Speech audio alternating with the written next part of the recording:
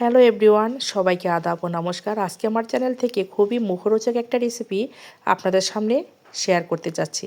আর এই রেসিপিটা হচ্ছে ছোট বড় সকলের প্রিয়। আমি আজকে তৈরি করব হাঁসের ডিমের কোরমা।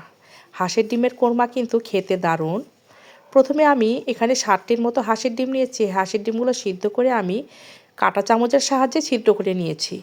আপনারা চাইলে ছুরির সাহায্যে ছিদ্র করে নিতে পারবেন। তারপর আমি পরিমাণ মতো লবণ দিয়ে ডিমগুলো একটু ম্যারিনেট করে রাখলাম। হাঁসের ডিম ছিদ্র করার মানেটা হচ্ছে এটার ভিতর লবণও ঢুকবে, তারপর হচ্ছে ভাজলে এটা ফাটবে না। তবে হাঁসের ডিম ভাজার সময় আপনারা সাবধানতা অবলম্বন করেই ভেজে নেবেন, কারণ এটা কিন্তু ফেটে মুখে ছিটে লাগতে পারে। আমি আস্তে আস্তে হাঁসের ডিমটা ভেজে নিলাম।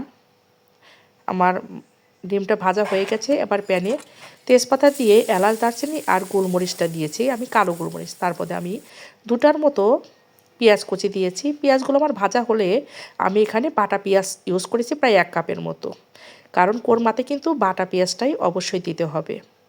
পেঁয়াজ বাটাটা হয়ে গেলে ডিমের কোরমার একটা স্পেশাল মশলা আছে, সেই মশলাটা না দিলে কিন্তু কোরমাটা খেতে অসমাপ্তই হবে। আর এটা দিলে একদম পারফেক্ট বিয়েবাড়ির স্বাদে হবে। এখানে আমি 5-6টার মতো কাজু বাদাম আর কাঁচামরিচ আর কয়েকটা কিশমিশ একদম পাটায় বেটে দিয়েছি। তার মধ্যে আমি 1 চামচের মতো আদা বাটা আর হাফ চামচের মতো রসুন বাটা দিয়েছি, আর পরিমাণ মতো লবণ দিয়ে মশলাটা আর একটু ভেজে নেব। মশলা ভাজা হলে এখানে আমি শুকনো মরিচের গুঁড়ো, ধনে গুঁড়ো আর জিরে গুঁড়ো এখানে অ্যাড করলাম। এটা আপনারা মেজারমেন্ট অনুসারে দিয়ে দিবেন।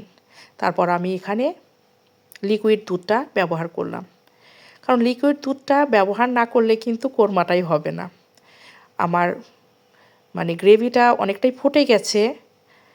তার মধ্যে আমি ডিমগুলো দিয়ে দেব। এভাবে আপনারা 5 মিনিটের মধ্যে সমস্ত জিনিস যদি রেডি হয় আপনার রান্নাটা হয়ে যাবে।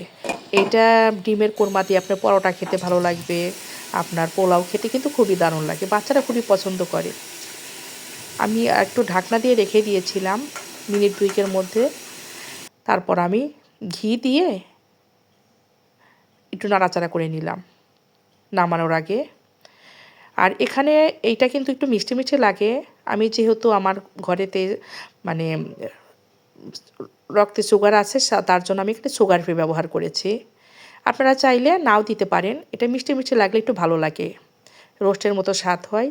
তৈরি হয়ে গেল আমাদের সুস্বাদু ডিমের কোরমা। আমি এই কোরমার উপর আবার বেরেস্তা দিয়ে দিলাম। তৈরি হয়ে গেল আমাদের ডিমের কোরমা। আপনারাও বাসায় তৈরি করে খাওয়াবেন আত্মীয় স্বজনদের, নিজেরাও খাবেন, দেখবেন কতটা পছন্দ করে। যদি ভিডিওটা ভালো লাগে তাহলে অবশ্যই লাইক, কমেন্ট, শেয়ার করবেন, আর অবশ্যই জানাবেন আমার রেসিপিটা কেমন হয়েছে। আশা করি আপনাদেরও এই রেসিপিটা করে খেতে খুবই ভালো লাগবে।